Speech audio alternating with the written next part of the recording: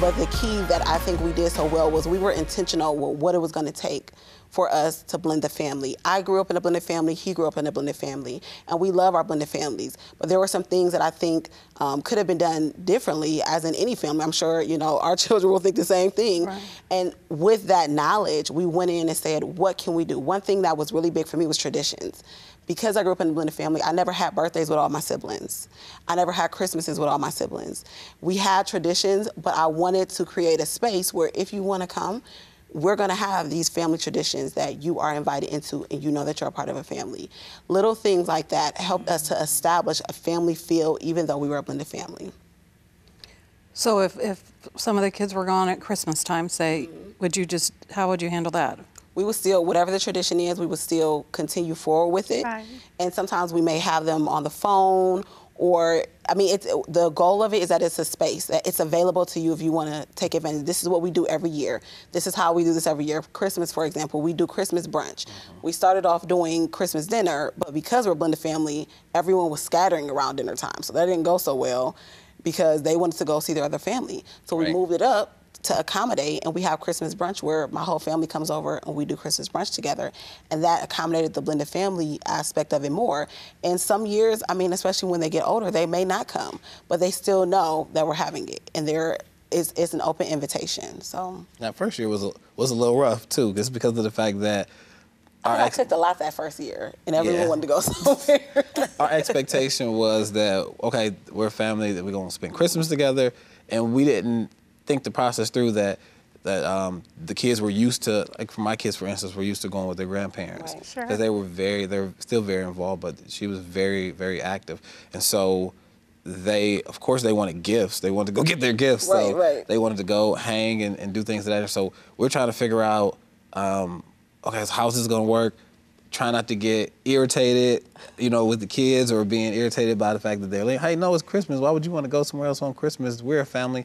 We need to stay together. But not even really thinking back and taking consideration that this is what they used to do anyway. Like before I was remarried, that's what they used to do. They would go we would open Christmas gifts together, then they would go over there and they would hang with their grandparents. So it was a shift and it was a change for them, but it also was a shift and a change for us. So you really had to stand back and take in the whole picture. Yes. And what was really best for them at that time was to be able to see the grandparents for a little bit. Right. And have the opportunity, like my kids would go with their biological, father's family, and of course they want to go get the gifts. Like, I don't know if there's so much wanting all the food because there was plenty of food. They're like, we have a ton of gifts over there, and we want to go get those, and that was their focus, and we had to take that into consideration that these are the things that they want to be involved in. How will that look? That's what we talk about in our book. It's a 6-week curriculum, and we talk about establishing your own family traditions that fit your family dynamic, being realistic of what does this look like for me as a blended family. Not being selfish. Right. Not being selfish is basically it. That's key right there. What about relationships? Your relationships with his children and your kids' relationship with him? So one of the things that I say is that for younger kids, sometimes it's easier. So my kids were a little bit younger, so it was easier for him to establish that relationship. For me, I've had to work hard at it. I do have really good relationships with I don't even call them my stepchildren, but for the purposes of I'll say my stepchildren. But it's been a lot more work because they're older and they're more aware, where as the younger kids were just like, oh, okay, this is exactly like, hey, they embrace it more. They embraced it so much more. The older kids, there was more processing, more conversations that had to take place of, I just want to be a mother figure to you. I'm not trying to replace your mother. I want to be a mother figure to you, and there are some things that I know that I can pour into your life if you would have me do that.